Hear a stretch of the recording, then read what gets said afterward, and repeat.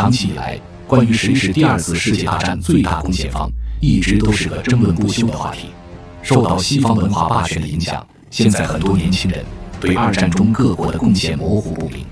据西方研究机构调查取证发现，现在很多年轻人都觉得二战中最重要的是美国而不是苏联，他们认为珍珠港事件才是二战转折点，而非是斯大林格勒战役，因为美国的强大国力摆在那里。这种说法似乎也有道理。那美国跟苏联谁才是二战头号功臣？美国在二战中到底扮演了什么角色？没有他就真的赢不了法西斯吗？与电影里灌输的概念相反，美国在二战中扮演的角色并不是什么救世英雄。如果非要用个什么词来形容当时的美国，我觉得玩家这个词比较客观贴切一些。第二次世界大战表面上看是一次正义与邪恶的大决战，但其实背后的本质还是大国博弈。既然是大国博弈，那就不能用善恶来形容。包括中美英苏在内的所有国家都是在为自己的利益而战，没有谁是为了去拯救苍生、惩恶扬善。战前的绥靖政策和苏德瓜分波兰就已经很好证明了，基本上参战各国都跟纳粹德国勾过手指头，其中以美国跟轴心国的牵扯是最深的。这场战争能发展到那个地步，美国发挥了很大的作用。二战前，世界秩序还是以英法这些老牌殖民帝国为主，而美国空有强大的实力，却没有相匹配的国际地位，这一点跟今天的中国很像。第一次世界大战时，美国曾经大出风头，战后美国总统威尔逊意气风发，在巴黎和会上指点江山，踌躇满志地要书写属于美国的国际秩序。可奈何周德虽衰，天命未改，鼎之轻重，未可问也。欧洲列强余威犹在，他们利用殖民地优势搞关税保护，成功挫败了美国向世界伸手的企图。经此一事之后，美国明白要取代欧洲的霸权，就必须要把这套不利于他的国际秩序毁掉。当然，美国不可能亲自上，因为这样干代价太大。最好的办法是借刀杀人，而他借的这两把刀分别是日本跟德国。先说日本吧，众所周知，日本是个资源贫乏的国家，以它自身的资源禀赋是没有办法长期维持战争机器运转的。那么在日本的侵华战争中，是谁给他提供石油、棉花、橡胶这些战略资源的呢？答案就是美国人。当时日本为了向美国购买这些战略资源，甚至把自己的国库黄金全都给掏空了。从1937年7.7抗战爆发到1941年12月珍珠港事变爆发这段时间，美国一直都是日本人背后最大的支持者。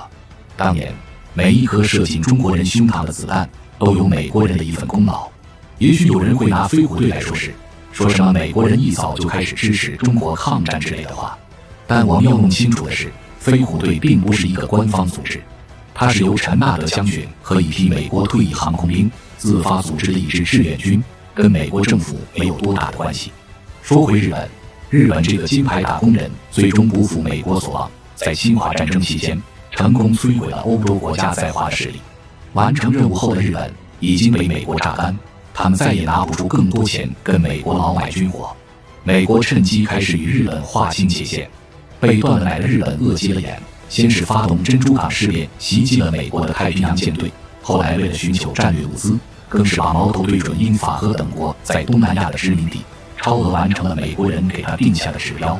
待日本人和远东各国两败俱伤之后，又是美国坐收渔翁之利，取而代之，在关键时刻以救世主的身份含泪接收了整个远东地区，可谓是名利双收啊。在欧洲方面，美国也是如此操作的。在巴黎和会上，第一次染指世界霸权受挫之后，美国的战略精英就确立了扶持了德国对抗英法的规划。与大家普遍的印象不一样，德国不是希特勒上来后才恢复实力的，他早在希特勒上来之前就已经恢复实力了，只不过魏玛共和国碍于凡尔赛条约一直在隐藏而已。而德国之所以能如此快的恢复实力，背后离不开美国道威斯计划的支持。大萧条爆发之后，德国经济一落千丈，眼看就要不行了，这时又是美国人拉了德意志一把。希特勒上台后之所以能够在德国深得人心，并不是因为他的演讲有多么强的煽动力，而是因为他真真切切的把德国人拉出了经济危机的泥潭，给人民带来实实在在的好处。那希特勒为什么能帮德国摆脱大萧条危机的困扰呢？答案还是由美国人在背后出手相助。不同于罗斯福新政，希特勒解决危机的办法是借债消费，通过债务来拉动市场需求，需求起来了，市场就活了。可当时德国政府手上没有钱呀，那能不能开动印钞机印钱啊？不行，印刷纸币只会引发恶性通货膨胀，最后反而会让问题变得更糟糕。那么最好的办法就是在不改变现有货币存量的情况下，有人借钱给他，让他拿这些钱去拉动消费，刺激德国的市场。而当时借钱给希特勒的正是美国的华尔街那帮人。希特勒欠了华尔街一屁股债，他为了还钱，为了让债务经济能玩下去，就只好对外掠夺。这样一来，正中美国下怀。说这些并不是为了指责美国，而是要让大家明白美国当时对局势的控制力到底何等恐怖。可以说，这个国家从头到尾都在主导着战争的进程。美国是当时棋盘上最重要的国家，欧陆各国都是棋子，唯有他才是棋手。可承认美国的重要性，并不意味着美国不参战，二战就打不赢了呀。若是给第二次世界大战的参战各方列一个排行榜，那么首席功臣一定是前苏联，而不是美国。为什么呢？众所周知，第二次世界大战是由德意日三大洲新国发动的。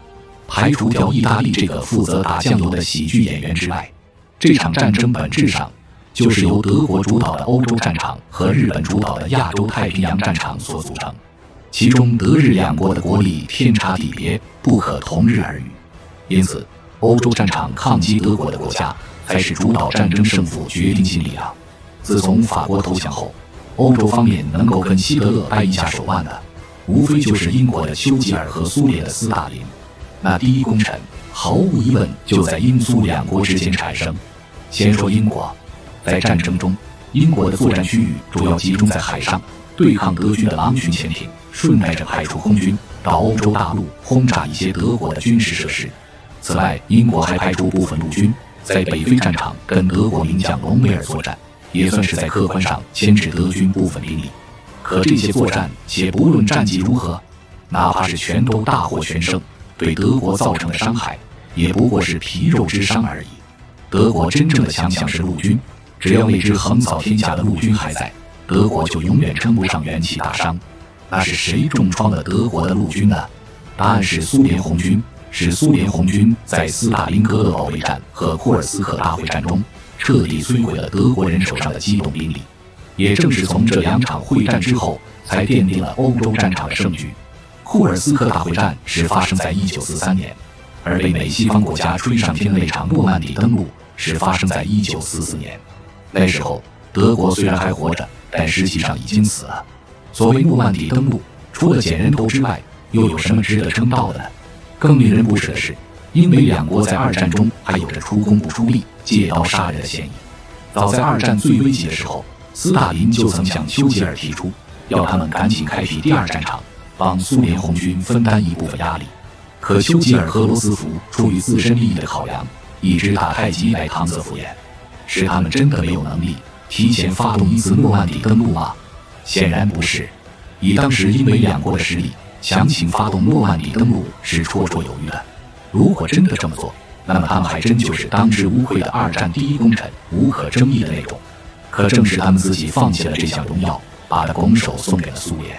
英美出工不出力的举动，也恰恰向世人证明了一点，那就是即使英美不出手，靠着苏联一家，也有能力把纳粹德国给推了，无非就是胜利会晚一些到来而已。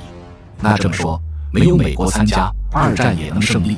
那美国岂不是可有可无？并不是这样的。美国在这场战争中，虽说不是必不可少，但却也是至关重要的。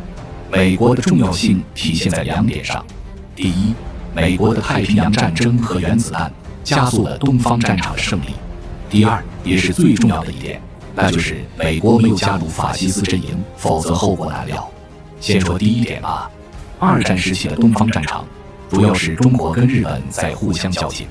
当时中国虽然军民同心，将日本拖入了持久战的泥潭，可截止1945年，毛主席在《论持久战》一文中所预言的战略反攻却是迟迟没有迹象。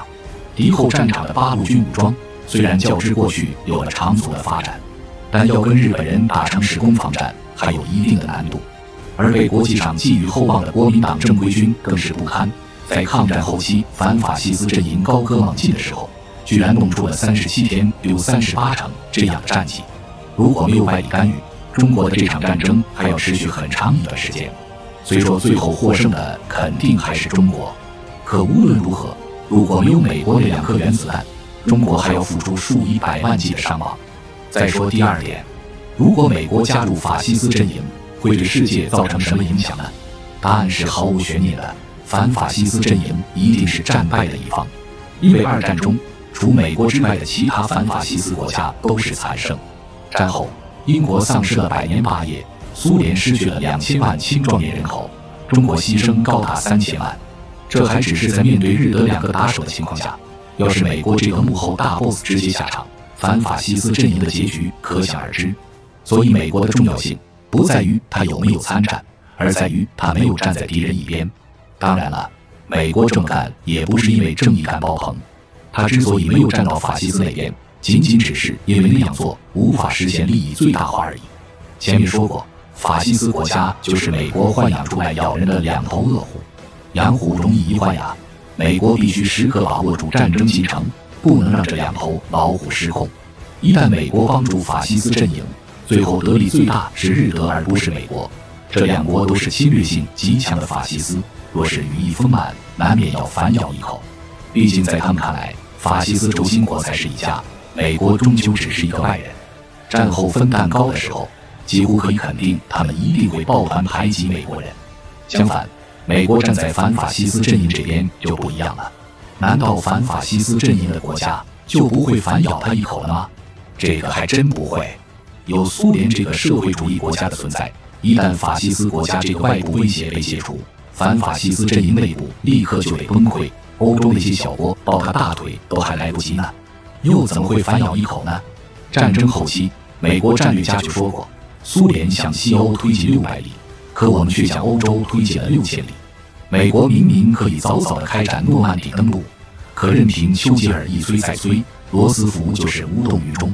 他们的目的就是放任苏联西进，利用苏联的压力，逼迫欧洲国家主动敞开怀抱，开门一道，把自己的命脉交到了美国手上。那美国人可不可以两不相帮呢？不行，如果他不参加反法西斯阵营，他是得不到这份奖品的，因为届时胜利的果实将会被英苏2国瓜分，其结果不比加入法西斯好。因此，美国当时最好的策略还是加入反法西斯阵营，争取到战后分蛋糕的权利，才能实现利益最大化。虽说是为了私心，但他没有成为敌人，就已经是最好的结果了。